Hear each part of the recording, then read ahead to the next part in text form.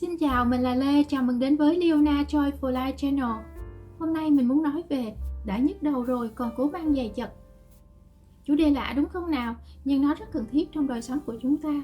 Hãy cùng xem hết clip, mình sẽ bật mí nhé. Bạn đã bao giờ hào hứng, háo hức, mong đợi một cuộc gặp, một buổi họp mặt chưa? Nhưng khi bạn trở về, trong tâm trạng bạn lại cảm thấy sáo rỗng, thất vọng, khó chịu, thậm chí là cáu kỉnh. Những cuộc giao tiếp khó chịu luôn luôn có ở mọi lúc mọi nơi, phải không nào? Như vậy chúng ta hãy cùng đến với 8 chủ đề nhạy cảm dễ gây xung đột, tranh cãi cho người khác nhé. Chủ đề nhạy cảm đầu tiên đó chính là ngoại hình. Khi nói về ngoại hình, chúng ta dễ vướng vào sự so sánh giữa cao thấp, mập ốm, đẹp xấu.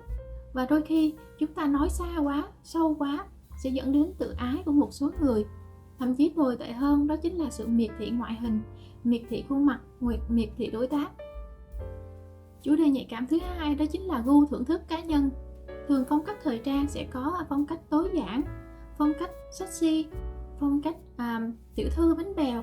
Hay là trong cái gu ăn uống ẩm thực sẽ có người thích ăn healthy lành mạnh, có người sẽ thích ăn đậm vị, chua cay, những món Thái, những món Hàn. Rồi có người thì sẽ thích đọc sách và ở yên trong cái thế giới của họ. Nhưng có nhiều người thì sẽ thích chạy xe rong ruổi trên những miền xa, đi du lịch khắp nơi, vân vân. Khi chúng ta nói về gu thưởng thức cá nhân, rất dễ chúng ta vướng vào việc chúng ta trình bày, chúng ta đưa ra những ý kiến dựa trên cái yêu thích của mình và phản bác hoặc là gây hấn, tạo ra những cái sự mít lòng đối với gu thưởng thức cá nhân của đối phương. Chủ đề nhạy cảm thứ ba, thứ tư đó chính là trình độ, sự thành đạt. Đây là một cặp chủ đề song hành. Nhiều phụ huynh sẽ thích khen thành tích của con mình, vô tình cũng làm cho các phụ huynh khác chạnh lòng. Hoặc là các phụ huynh sẽ thích khen con bạn nhưng mà lại gắt gỏng khó khăn với con của mình, gây áp lực cho con mình cần phải học và nỗ lực hơn nữa. Sau những cái năm tháng đi học thì sẽ đến vấn đề về học vị, về sự thành đạt. Có nhiều cuộc gặp, mọi người sẽ thay vì là vui mừng trong cái không khí sum họp, mọi người lại nói nhiều về sự thành đạt vật chất và được đo bằng những con số thước đo như là nhà, xe, địa vị xã hội, thu nhập, vân vân. Vô tình tạo nên những cái cuộc xung đột ngầm bên trong. Chủ đề nhạy cảm thứ năm đó chính là mối quan hệ bạn bè. Có nhiều cuộc nói chuyện dựa trên danh nghĩa là người thân quan tâm hoặc là bạn bè quan tâm lẫn nhau và đang nói về mối quan hệ với một ai đó. Tuy nhiên, cái việc nói chuyện diễn ra quá sâu, quá xa sẽ đôi khi dẫn đến những cái sự xung đột và cái người nghe, cái người được chia sẻ đó họ cũng không cảm thấy thoải mái. Chủ đề nhạy cảm thứ 6 đó chính là mối quan hệ máu mủ. Mình có một người bạn đã kết hôn 10 mấy 20 năm nhưng mà chưa có con. Bác sĩ xác định là vấn đề ở anh ấy.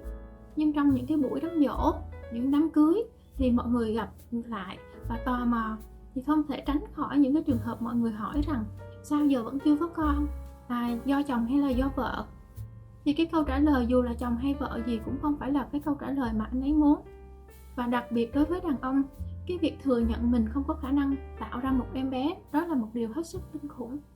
Một vài năm sau họ sinh một đứa con nuôi và cứ như vậy mọi người bắt đầu nói nó không có khả năng có con cho nên mới sinh con nuôi. Rồi cái câu chuyện nuôi ruột đó cứ diễn biến với nhau. Đôi khi chính cha mẹ cũng đã từng tổn thương, rồi sau này thì lại đến các con, các em bé lại cứ liên quan tới cái chủ đề nuôi ruột. Chủ đề nhạy cảm thứ 7 đó chính là tôn giáo. Hầu hết chúng ta đều biết mỗi người đều có quyền tự do tín ngưỡng riêng.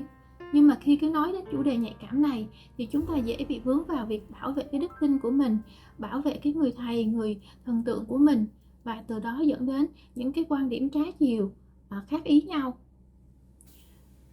Điều này không chỉ thể hiện ở cá nhân mà còn thể hiện ở nhiều nhóm. Và chúng ta dễ dàng nhìn thấy trên mạng xã hội, trên truyền thông ngày nay. Trong giao tiếp chắc chắn chúng ta không thể không nói chuyện có liên quan đến 8 chủ đề này rồi. Như vậy cách xử lý là gì? Cách xử lý là khi chúng ta nói chuyện có liên quan đến một trong 8 chủ đề nhạy cảm thì chúng ta sẽ có 3 bước. Bước đầu tiên đó chính là chúng ta lắng nghe, quan sát, xem đối phương, xem những người đang trò chuyện với mình đang ở trên quan điểm nào, có cùng phe với mình không, cùng màu không. Cách thứ hai là khi chúng ta phản hồi lại. Trong trường hợp chúng ta cùng màu, cùng phe thì chúng ta có thể bày tỏ cái quan điểm của mình một cách tích cực. Ví dụ mình cũng thích phong cách tối giản, nó giúp mình tiết kiệm thời gian rất nhiều. hay là mình cũng thường nghe cái vị thầy đó chia sẻ và nó rất hữu ích cho cuộc sống của mình. Trong trường hợp không cùng quan điểm thì đơn giản chúng ta chỉ im lặng mỉm cười cho qua. Và trong cái buổi nói chuyện ngày hôm đó, nếu như chúng ta phát hiện có cái tình huống manh nha dẫn đến xung đột, đang nói và dẫn đến cao trào, mọi người tranh luận sôi nổi, dần nhen nhóm lên, thì chúng ta nên đề nghị chuyển sang chủ đề khác. Và điều đặc biệt quan trọng đó chính là khi chuyển sang chủ đề khác, chúng ta thận trọng không chọn một cái chủ đề nhạy cảm trong 8 chủ đề này trở lại, để tránh cái trường hợp chúng ta vừa thoát ra khỏi cái hố đen này, chúng ta nhảy vào cái hố đen khác.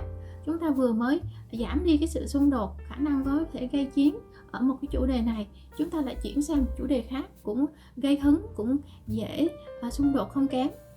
Mà người ta nói rằng đã nhức đầu rồi còn cố mang giày chật. Nhiều năm trước, khi chúng ta chưa được biết đến có 8 chủ đề nhạy cảm dễ gây xung đột, thì khi chúng ta giao tiếp một cách bình thường, bản năng, đôi khi chúng ta vướng vào cái việc là cứ giao tiếp, nói chuyện và cảm thấy lấn cấn, cảm thấy mất lòng, bực bội và trở về. Rồi cứ như vậy ngày qua ngày, và cái mối quan hệ xã hội của chúng ta trở nên rắc rối, trở nên có những cái điều không có được thuận đó. Cho nên hôm nay mình chia sẻ chủ đề này, hy vọng tất cả chúng ta nếu như cảm thấy hữu ích có thể áp dụng. Và nếu như các anh chị là phụ huynh có thể chia sẻ cho con mình, hãy thận trọng với 8 chủ đề này, tinh tế hơn, chậm hơn một chút để quan sát, để cái cuộc nói chuyện đó được trở nên tốt đẹp hơn. Trên đây là quan điểm cá nhân của mình hy vọng tất cả chúng ta đều có cuộc sống bình an, yên vui và không có xung đột. Nếu thích hãy like, subscribe kênh để ủng hộ tinh thần chia sẻ của mình. Cảm ơn và hẹn gặp lại.